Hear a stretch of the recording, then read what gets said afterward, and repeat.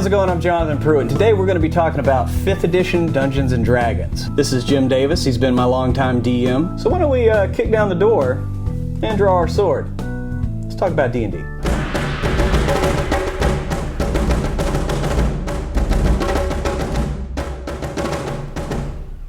What you got going on over there, Jim Davis? I'm seeing if this anti-magic field will work on this incorporeal dragon I've got for tonight's encounter.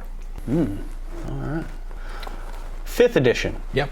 Good edition or greatest edition? I'm really excited about it. I haven't gotten to play it as much as I would like, but everything that I've played of it so far has been really fun. And I think that it's a great gesture from Wizards of the Coast to the community trying to rebuild some of the bridges that they burned with 4th edition. They've recognized that they alienated some people. They're going to try to reach out to them, but they've also incorporated a lot of those new concepts, a lot of those new mechanics. Yeah, for the people who came in 4th edition, there's a lot of familiar stuff for them, too. Yeah, but it's more back to tabletop RPGing and not so much a video game on a mat. The races. Well, all the old favorites are there. And in the free version that they have on their online, that's what you're going to get. The player's handbook there, they've got all the new stuff with the Dragonborn, Tieflings, fun for a lot of people. Anybody that likes horns or beasts or things like that. That's for the. Yeah. And I'm a fan of the Dragonborn myself. I like them. The options for playing all the different sub-races are already in there. It's all pretty streamlined. Seems to be a lot of bonus. A lot of plus, not a lot of minus. I kind of like that. Well, at this point, the shine is still new, and so I'm sure give us a few years, we'll be able to pick it apart. I think for me, one of the things that I really like about the classes is that they have these built-in specialties that were kind of like 2nd edition kits, if you remember those. Oh, yeah. And kind of like 3rd edition prestige classes. They're built in, so you don't have to go to an extra book to find them. You don't have to look at a different thing. They're right there in the character description. Yeah. They're fairly streamlined, but they also help you focus. And their progression of the bonuses they give you is laid out a lot like a prestige class. So instead of having to be like, well, I'm a 4th level fighter, or 3rd level warmonger, whatever, you can just be, I'm just a fighter. Yeah. And then you do whatever it is that you do, actually. Yeah. As far as the game mechanics itself, I really like the proficiency system in 5th edition. Yeah. I think it's streamlined a lot. They talked a lot about flattening out the math or fixing the math of 5th edition, and partly what they mean is they're trying to get rid of those inflated numbers where it's like, I'm going to roll a d20 and add 103 afterward. By bringing everything down, you're getting rid of some of that inflation that crops up. In 1st edition, 2nd edition, 3rd, a 1st level character kind of needs a 19 or a 20 to hit the higher ACs. They're always the same numbers you got to roll on a dice. That's not so different. What they did, I think, by keeping these proficiencies as the same for everyone across all classes and having them go up at regular intervals, they've ensured that those bonuses, the numbers that you're adding to the dice whenever you roll them, are going to be largely consistent. Easier to plan for as a DM, easier to prepare for as a player. And it makes the dice roll matter again. It makes the D20 roll matter again. But also, getting rid of base attack bonuses, getting rid of skill bonuses, getting rid of saving throw bonuses, and it all being just one number. And also, magic items matter again.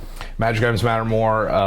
Certainly interested to see how attunement works out over the long run in terms of which items am I attuned to, which am I not. I think a lot of DMs out there are really worried about too many magic items, where your characters are running around with golf bags full of magic items, and their war chest full of potions and scrolls.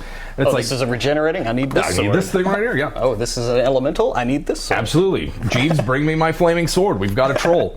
So for me, I think that it's trying to cut down on some of that and make the items that you do have matter more, but also by flattening out the math a bit on it and making the proficiencies a flat bonus that you get at regular intervals. They're able to make games more predictable, it seems.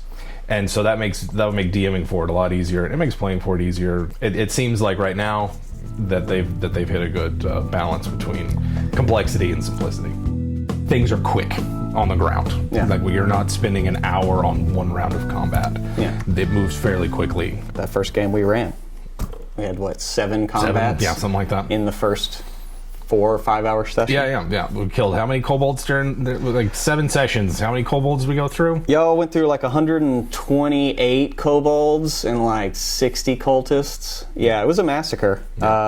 real fast. It's fast and speed, and I think that for me, what matters the most about playing, that you can have a big complex rule book, you can have a lot of things, and those can be fun. But what matters to me the most as a DM and a player is how quickly can I sit down, play the game? How often am I flipping through a rule book? How often am I having to, as a DM, make a ruling or ask for a ruling if I'm a player? And it seems like to me so far, 5th edition has cut out a lot of the just fat and complexity that had crept in the game. 5 years from now, after there's 100 or more books for it, we might be singing a different tune. Well. But